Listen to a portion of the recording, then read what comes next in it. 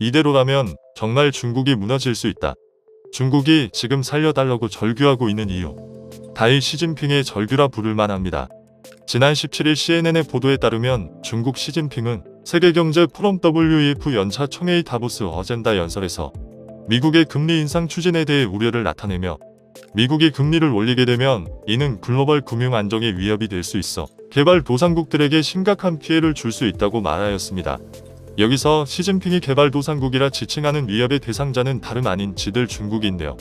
시진핑이 미국의 경제 문제와 관련해 부정적인 메시지를 던진 것은 극히 이례적으로 현재 중국의 상황이 앞뒤 가릴 것 없을 만큼 대혼란의 상황이라는 분석입니다. 그러면서 시진핑은 국제경제금융기구는 정책 조정을 강화하고 시스템적 위험에 대비해야 한다며 제롬 파월 미 연준 의장에게 제발 금리를 인상하지 말아달라는 메시지를 다시 한번 던졌습니다. 연준은 올해 미국 경제성장률 전망치가 2.8%에서 3.1%로 상향되고 미국 실업률이 50년 만에 최저인 3.5%를 기록하는 등 미국 경제 성장 속도에 대한 자신감을 바탕으로 본격적으로 금리 인상에 나설 것을 확실시하고 있습니다. 이러한 미국의 금리 인상은 중국 경제에 있어 매우 치명적이라는 분석인데요. 미국의 돈줄 깨기가 본격화되면 기축통화인 달러 강세와 중국에서의 자본 이탈이 시작되어 위안화 자체가 급락할 수 있기 때문입니다. 이것이 바로 기축통화 달러의 힘이죠. 미국 연준이 금리 인상을 사실상 확정하면서 미장과 국장 모두 하락세의 재계좌도 박살나고 있는데 중국이 박살난다면 재계좌쯤이야 의시주목했어요. 시진핑이 미금리 인상에 이렇게 똥마려운 개마냥 벌벌 떨면서 찡찡대는 이유는 이미 2015-17년 미국의 긴축에 큰 홍역을 치른 경험이 있기 때문입니다. 당시 중국은 뭣도 모르고 까불면서 기축통화에 대항해 무한정 통화평창하였는데요. 2015년에 미국의 금리 인상에 맞춰 중국 시장은 완전히 무너져 내렸습니다. 상해지수는 2개월 만에 마이너스 42.6% 폭락, 하루 만에 733조가 날아간 날도 있었습니다. 지옥같은 2년 동안 중국은 경제성장 둔화와 함께 위안화 가치 폭락과 대규모 자본의 유출을 겪었는데 지난 18일 총콩사우스 차이나 모닝포스트는 미국의 테이퍼링 가속화는 중국 당국이 2015에서 17년 환율 방어를 위해 외환 보유액의 25%가량을 쓴 것을 떠올리게 한다며 당시에도 중국 당국은 각종 규제로 자본 유출 차단에 나섰다고 전했습니다. 전 중국인민은행 통계국장인 성송 중국 대외경제무역대학 교수는 테이퍼링을 시작으로 미국이 긴축 정책에 나서면 양국 간 금리 차가 좁혀져 중국 통화가 평가절하를 받게 된다며 한머니 투기 자본에 의한 해외 자본 유출을 방지해야 한다고 말했습니다. 테이퍼링을 시작으로 미국이 긴축 정책에 나서면 양국 간 금리 차가 좁혀져 중국 통화가 평가절하를 받게 된다. 한머니 투기 자본에 의한 해외 자본 유출을 방지해야 한다. 실제로 중국 정부는 해외 자본 유출을 극도로 두려워하며 여러 강도 높은 제재에 나섰는데요. 거금의 해외 송금과 지하 금융활동, 비트코인 등 암호화폐 거래에 대한 단속을 벌이고 있는데 지난달 27일엔 마카오 카지노왕으로 불리는 엘빈 차오 선시티그룹 창업자를 전격 체포하기도 했습니다. 중국 본토의 자산관리 회사를 설립해 도박 고객의 해외 송금을 도와준 혐의였죠. 또한 중국 기업의 해외 증시 상장도 차단할 생각입니다. 블룸버그 통신은 지난 1일 중국 정부가 자국 기업의 가변이익 실체 바이를 통한 해외 상장을 금지할 계획이라고 보도했는데요. 바이는 중국 당국의 규제를 피하는 우회 상장 기법입니다. 중국 기업은 해외에 만든 바이를 통해 외국 자본 투자를 받거나 해외 증시의 상장에 자금을 조달해왔는데 텐센트와 알리바바 등이 대표적입니다. 하지만 중국 정부는 지난 6월 중국판 우버인 디디 추싱의 뉴욕 증시 상장 이후 자국 기업의 해외 상장을 암암리에 막아왔습니다. 그동안 묵인하던 바이 우회 상장을 금지해 자국 기업 해외 상장 금지를 공고히 하겠다는 생각이죠. 그러나 중국 정부가 어떠한 일을 벌이더라도 중국 경제 붕괴는 사실상 예정된 사건일 수밖에 없습니다. 다른 국가들은 경제가 회복됨에 따라 물가 상승 인플레를 걱정하고 있는 가운데 오히려 중국은 경기가 빠른 속도로 위축되고 있고 이에 급기야 기준금리 역할을 하는 1년 8위 대출 우대금리를 낮추고 있는 상황입니다. 지난 12월 중국 중앙경제공작회의에 참가한 시진핑은 당시 연설 중 24번이나 강하게 안정이란 말을 강조했었는데요. 현재 중국이 겪고 있는 주요 불안 요인은 개발도상국으로 이례적인 인구 감소, 경제 주동력인 부동산 시장의 위축, 시진핑 권력 사면임에 따른 정치적 불안, 일당 독재 위험 요소의 무조건적인 거부 반응, 공동부의 명분 아래 자행되는 기업에 대한 규제, 티벳, 위구르 등 인권 문제의 대외 충돌, 하나의 중국 고집에 따른 대만 문제, 시진핑 면상 등이 있습니다. 큰 문제죠. 이 때문에 지준율도 낮췄지만 전혀 경기가 살아날 기미가 보이질 않자 이제는 금리 인하 카드까지 꺼낸 것입니다.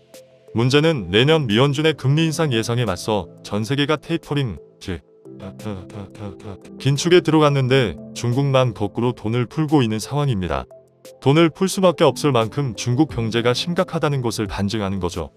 중국 내부 평가에서는 올해 경제 성장률을 5% 보고 있는데 중국 통계 조작 사례로 볼 때 실제 성장률은 일단 절반은 후려치고 봐야 하는 것이고, 특히 현재 중국은 실물 경제가 완전히 망가져버린 상태입니다.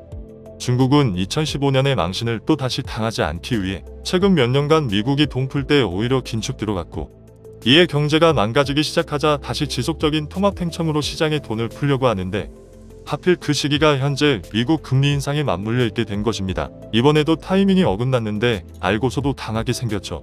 이러니 시진핑 입에서 제발 살려달라는 말이 나올 수밖에 없는 것입니다. 현재 대다수의 경제 전문가들은 중국의 경제 붕괴를 시간 문제로 보고 있습니다. 특히 중국 GDP의 30%를 차지하는 부동산의 연이은 파산에 무려 6천조가 증발할 위기에 놓였는데요. 지난 12월 말 기준 중국 부동산 그룹 헝다의 총 부채는 무려 370조 원에 달합니다. 헝다가 갚아야 할 달러 채권 이자만 1,000억 원에 달하는데 원금은커녕 이자도 갚지 못하면서 사실상 파산 절차를 밟고 있는 상황이죠. 또한 헝다에 이어 다른 부동산 업체들의 디폴트 선언이 이어지고 있는데요.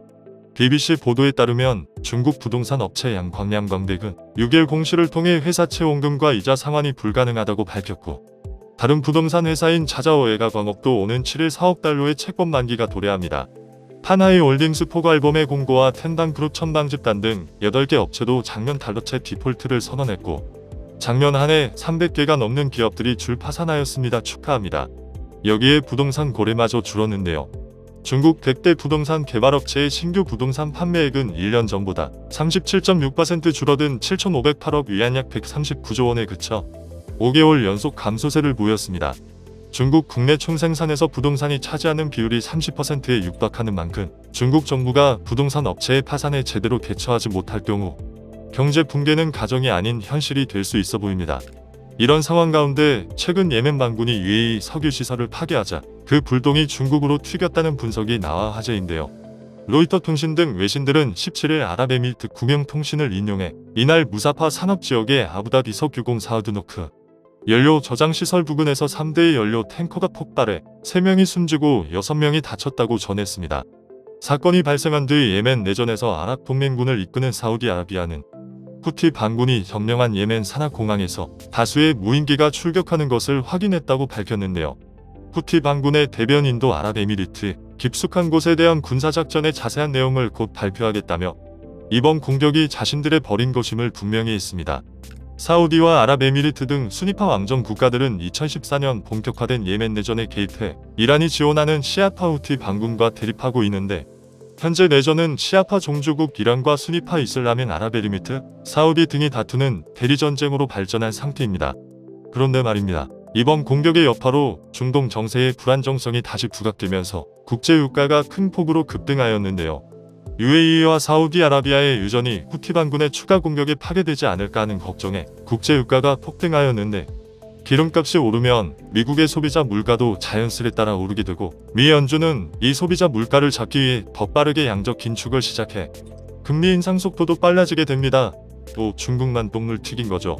중국이 그토록 두려워하는 미국 금리 인상의 명분을 제공된 셈인데, 아이러니한 것은 UAE 석유시설을 파괴해 원유값을 상승케 한 주범인 예멘 반군은 그동안 이란의 무기 지원을 받아왔고, 이란이 제공한 무기인 드론과 탄도미사일의 원산지는 대부분 중국 그리고 북한이라는 것입니다.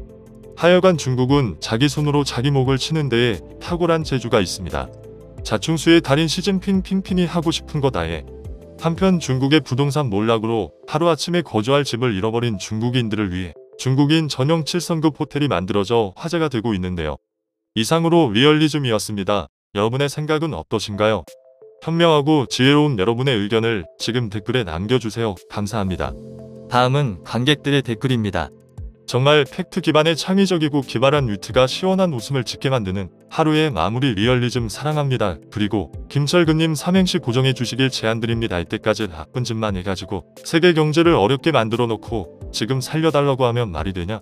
아직 혼나지도 않았는데 앞으로 혼날 일도 많이 남았는데 중국은 반드시 16개국 이상으로 분리돼야 합니다. 환경 파괴, 전략 외교 등 세계에 미치는 악영향이 너무나 큽니다. 오늘 우울했는데 리얼리즘 덕분에 속이 시원합니다. 잘한다. 마지막 한방 기대했는데 기대 이상이네요. 빵 터졌어요. 수고하세요. 중국 견제해야, 일본 견제해야, 베트남 견제해야, 기술 견제, 철저 방지, 사업 스파이 견제. 미국의 유동성 회수는 미국의 인플레이션을 막기 위한 불가피한 조치입니다. 이 긴축으로 가장 큰 타격을 받을 경제는 중국 경제입니다. 중국은 5년 내로 붕괴할 것입니다. 대국이라며 알아서 해. 얼마 전까지도 미국에 대놓고 까불던 것들이 미국은 절대 용서 말하다.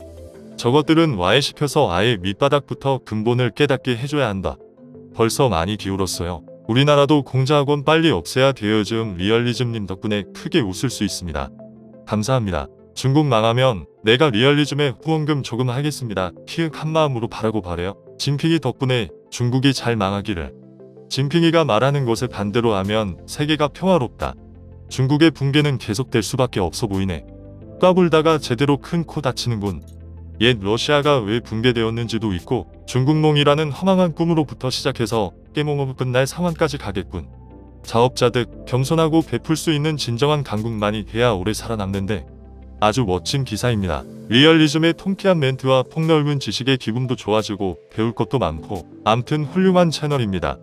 항상 응원합니다. 참 통도 커요. 왕서방들 사업 벌리는 거 보면 진짜 같은 종이 맞나 싶다니깐. 리얼리즘 덕분에 오늘도 시원하고 고소하게 웃어요. 습관팽이 쳐주길론 발악하지 마라. 그럴수록 올가미는 더욱 조여진 다지도자 권력 유지하려다 줄줄이 망하네요. 해외에 있는 차이나타운도 세계 곳곳에서 팔이 날리고 오는 대선 투표 잘해야 합니다. 왜 살려줘야 하지? 더 나은 지구의 미래를 위해 중국은 산산이 쪼개지는 게 답. 동북부는 한국이 지배하는 걸로 그동안 수천 동안 주변국을 약탈하고 괴롭혀왔던 중국은 꼭 벌을 받아야 한다. 이것이 정의. 다진핑이 뭔 개소리. 중국이 어때서 개발도상국이냐. 총 GDP가 세계 2위라고 들었는데 그리고 어떤 개발도상국이 동남아에 차관 주면서 항구를 빼앗고 남중국해 바다는 다 자기 거라고 우기면서 상대 국가를 겁주냐?